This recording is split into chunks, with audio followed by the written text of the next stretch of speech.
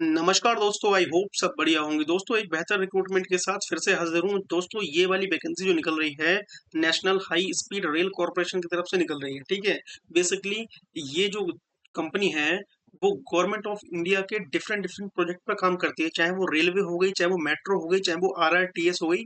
इन सब के साथ क्या है, एक एडवेंचर के थ्रू काम करती है, ठीक है? अब भाई साहब इसके अंदर बम्पर वैकेंसी है, चाहे आपने आईटीआई किया हो, चाहे वो आपने डिप्लोमा किया हो, चाहे आपने बीटेक किया हो, सारे बंदे क्या है इसके अंदर एलिजिबल, ठीक है? और अगर आपको एक बेहतर जॉब ढूँढ रहे हैं, ठीक है? तो चैनल को सब्सक्राइब कर लेना और वीडियो को लाइक ज़रूर करना, ठीक है? और कमेंट बॉक्स में बताना कि आपकी कौन-सी ब्रांच है और कब के पास आउट हो, ताकि नेक्स्ट वीडियो क्या है आपकी ब्रांच से रिलेटेड हो, ठीक है? चलिए बात करते हैं वैकेंसी के बारे में। सिलेक्शन प्रोसेस क्या है, कौन-कौन अप्लाई कर सकता है, सब कुछ बताऊँगा, तो वीडियो को एंड तक बने रहिए। और जितनी भी लिंक है अप्लाई की हो, चाहे वो नोटिफिकेशन की हो, चाहे वो टेलीग्राम चैनल की, सब डिस्क्रिप्शन बॉक्स में दे दूंगा, वहां से चेक कर लेना आप, ठीक है? चलिए बात करते हैं। देखो, national high speed rail corporation limited, ठीक है, ये क्या है, जॉइंट सेक्टर कंपनी है जो गवर्नमेंट इंडिया के साथ मिलकर डिफरेंट डिफरेंट प्रोजेक्ट पे काम करती है, ठीक है? चाहे वो रेलवे रेलवे हो, चाहे वो गवर्नमेंट ओन्ड ऑपरेटेड रेलवे हो, चाहे वो मेट्रो हो, आरआरटीएस हो, किसी के साथ, ठीक है? पे लेवल बहुत तगड़ा है, 35,000 से 1,10,000 रुपए तक आपको सैलरी इसके अंदर मिलेगी, एज पर योर क्वालिफिकेशन, ठीक है? एज पर योर क्वालिफिकेशन, ठीक है? देखो, वैकेंसी का ये कोड है, ठीक है? जब भी आप क्या है अप्लाई करोगे, तो पर्टिकुलर एक कोड पर अप्लाई करोगे और वो कोड दिखाएगा कि ये वैकेंसी है और ये क्वालिफिकेशन है, ठीक है? जैसे मान लो कि आप जब जब आप अप्लाई करोगे, तो मान लिया जाए कि आपकी ये वाली क्वालिफिकेशन है टेक्नीशियन की, ठीक है, सिविल और ट्रैक फिटरमेंट, और तो उसका पोस्ट कोड क्या है, 35/2026। तो आप इस पोस्ट से एलिजिबल हो, ठीक है? अब नंबर पोस्ट कितने रखी है, 18 दे रखी है। अब देखो, ऑलमोस्ट सबके अंदर ही क्वालिफिकेशन लगभग सेम है, ठीक है? तो मैं दो तीन डिस्कस करता हूँ, बाकी आपको खुद देखना है, आप, ठीक है? अपने मतलब अपने क्वालिफिकेशन के अकॉर्डिंग, ठीक है? देखो, सबसे पहले क्या, matriculation SLC plus ITI fitter और equivalent trade from recognised university, NCVT या एससीबीटी। इसका मतलब है कि आपने अगर 10th किया है, ठीक है, प्लस आईटीआई की है फिटर में, ठीक है, या फिर ट्रैक फिटर में, तो आप क्या है, आप इलिजिबल हैं इसके अंदर, ठीक है? अगर आपने 10th किया है और अप्रेंटिसशिप करी है फिटर डिपार्टमेंट में, ठीक है, तो आप क्या इसके अंदर एलिजिबल हैं। अगर आपने केवल 3 ईयर का डिप्लोमा किया है, कोई एक्सपीरियंस नहीं है सिविल इंजीनियरिंग में, ठीक है, तो आप क्या है, एलिजिबल है, ठीक है? अब देखो, दूसरी वैकेंसी क्या है, 36/2026, टेक्नीशियन सिविल ट्रैक मैकेनिक, वो फिटर में थी या मैकेनिक में है, ठीक है? और ये सब कुछ सेम है क्वालिफिकेशन, ठीक है? अब 37 की बात करते हैं, तो इसमें क्या है, बस ब्रांच अलग है। ये क्या है, ड्राफ्टमैन, ठीक है, ड्राफ्टमैन 8 वैकेंसी है, वही 10th प्लस आईटीआई चाहिए, ठीक है? और इसमें 10th प्लस अप्रेंटिसशिप और 3 ईयर डिप्लोमा सिविल इंजीनियरिंग, ठीक है? वैसे ही 38 है, वैसे ही 39 है, वैसे ही 40 है, और वैसे ही 41 है। ये सारी जो ब्रांचेस है ना, सबके लिए पोस्ट क्वालिफिकेशन लगभग सेम है, ब्रांचेस अलग अलग है, ठीक है? अच्छा, हाँ, यहाँ से चेंज है, देखो, अगर आप 43 में अप्लाई करेंगे, ठीक है, इलेक्ट्रिकल वाले की बात कर रहा हूँ मैं, टेक्नीशियन इलेक्ट्रिकल, 77 वैकेंसी है इलेक्ट्रिकल वाले के लिए, बढ़िया है, ठीक है? ऊपर से 10th आईटीआई इलेक्ट्रिकल में होनी चाहिए, ठीक है? दूसरी में क्या है कि अगर आपने 10th किया है या फिर आपने अप्रेंटिसशिप करी है, ठीक है, तब भी आप एलिजिबल हैं, या फिर डिप्लोमा 3 ईयर का होना चाहिए, गवर्नमेंट रिकॉग्नाइज्ड यूनिवर्सिटीज है, वो सारे होते हैं, ठीक है? दूसरा क्या है, सिग्नलिंग एंड टेलीकॉम डिपार्टमेंट में, उसमें भी यही है, 10th प्लस आईटीआई, देखो, इलेक्ट्रिकल, इलेक्ट्रॉनिक्स, कंप्यूटर ऑपरेटर, ठीक है, ये सारी होनी चाहिए, चाहे आपने वही 10th या फिर अप्रेंटिसशिप करी है या फिर डिप्लोमा होना चाहिए, तो ये सब क्या है, आप एलिजिबल हैं, ठीक है? रोलिंग स्टॉक में भी वही है, ठीक। अच्छा, ऊपर से बात करें तो पोस्ट नंबर 46 के लिए वही है, 47 के लिए वही है, लगभग 48 के लिए भी वही है, ठीक है?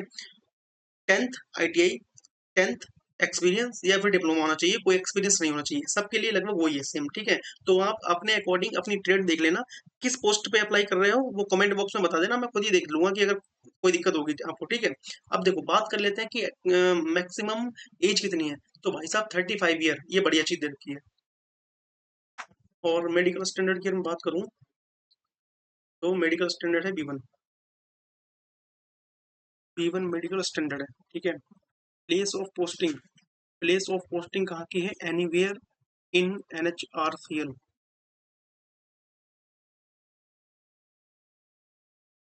NHRCL और MAHRCL प्रोजेक्ट, ठीक है, प्लेस ऑफ पोस्टिंग, जहाँ इनके प्रोजेक्ट चलेंगे, ठीक है, जहाँ इनके प्रोजेक्ट चलेंगे वहाँ आपको भेजा जाएगा, ठीक है। दूसरी क्या है कि एलिजिबिलिटी क्राइटेरिया की बात करूँ तो देखो ये बहुत इंपॉर्टेंट है, ठीक है, minimum 2 years of post qualification experience होना चाहिए भाई साहब, ठीक है, relevant field with operation and maintenance department of Indian railway, government owned, ठीक है, चाहे वो मेट्रो में किया हो चाहे RRTS में किया हो, कहीं पे भी होना चाहिए। ऊपर तो इन्होंने नहीं बताया, ठीक है, ऊपर इन्होंने ये बोल दिया कि सिंपली 10th किया हो, ITI हो, 10th के बाद अप्रेंटिसशिप हो या फिर डिप्लोमा हो। नीचे इन्होंने बोल दिया है कि 2 साल सभी पोस्ट के लिए क्या है, एक्सपीरियंस होना जरूरी है, ठीक है। अब देखो इसे पढ़ो, ये बोल रहा है कैंडिडेट मस्ट सबमिट आ कम्पेटेंसी सर्टिफिकेट। भाई जब फॉर्म अप्लाई करोगे तो आपको एक्सपीरियंस सर्टिफिकेट भी आप देना पड़ेगा, ठीक है। दूसरा बोल रहा है कि वही कि आपने ITI की है, डिप्लोमा की है, आप अच्छी बात है, आप एलिजिबल हो, पर डायरेक्ट बीटेक वाले एलिजिबल नहीं है। इवन आपने ITI डिप्लोमा के बाद बीटेक किया तो आप इसके अंदर क्या है, एलिजिबल हो। फिर से सुन लो, डायरेक्ट बीटेक अलाउ नहीं है, डिप्लोमा के बाद बीटेक अलाउ है, ठीक है। अच्छा देखो, अब ये देखिए जॉब डिस्क्रिप्शन, वो तो देखो किसी भी डिपार्टमेंट में काम करोगे उसकी कुछ रूल्स एंड रेगुलेशन होते हैं, तो ये सब आप अपने आप पढ़ेंगे, कोई भी दिक्कत होंगे तो मुझसे पूछेंगे, ठीक है, कमेंट बॉक्स में। मैं चलता हूँ इसके सिलेक्शन प्रोसेस, फीस वगैरह के बारे में, ठीक है। फीस क्या है, फीस देखो 400 रुपये है, वही UR EWS और OBC, SC ST के लिए कोई फीस नहीं है, ठीक है। सिलेक्शन प्रोसेस की बात करूँ तो मोड ऑफ सिलेक्शन जो है वो कंप्यूटर बेस्ड टेस्ट, CBT देना पड़ेगा आपको, फिर इसके बाद डॉक्यूमेंट वेरिफिकेशन है, फिर मेडिकल एग्जामिनेशन है, ठीक है।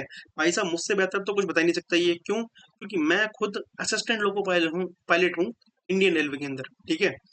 तो मुझसे बेहतर तो जानता ही नहीं है, जितने भी नैने लौंडे उल्टी सीधी चीज बता रहे हैं ना, सबके मुंह का जवाब एक ही है, भाई जो सिलेक्टेड बंदा है ना उससे बेहतर कोई नहीं बता सकता, ठीक है। अब जनरल कंडीशन की बात करता हूँ, एक्सपीरियंस जो काउंट होगा वो 30 जून 2026 तक, ठीक है। बाकी ये सब वही है कि कैसे फॉर्म भरना है, क्या क्या है क्या नहीं है, वो देख लेना। मेडिकल एग्जामिनेशन B1 है, असिस्टेंट लोको पायलट में A1 होता है जो सबसे खतरनाक होता है, ध्यान रखना, ठीक है।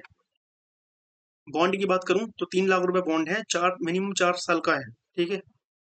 कॉस्ट ऑफ ट्रेनिंग देनी पड़ेगी अगर पहले छोड़ते हो, जाहिर सी बात है, ठीक है।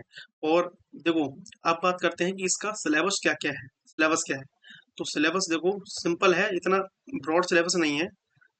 डोमेन 70% पूछा जाएगा, ठीक है, चाहे आपने टेक्नीशियन सिविल या फिटर, ठीक है, ट्रैक फिटर में किया हो, ठीक है। 70% डोमेन जो आपने टेक्निकल पढ़ा है, बाकी 30% जो है क्वांटिटेटिव एप्टीट्यूड 10%, लॉजिकल रीजनिंग 10% और general knowledge and English 10 number. Simple सी बात है, अगर 100 नंबर का पेपर है तो 70 का टेक्निकल है, 30 का नॉन टेक, ठीक है। अच्छा, सिविल की बात करोगे तब भी वही ऐसा है, 70-30 का रेशियो है।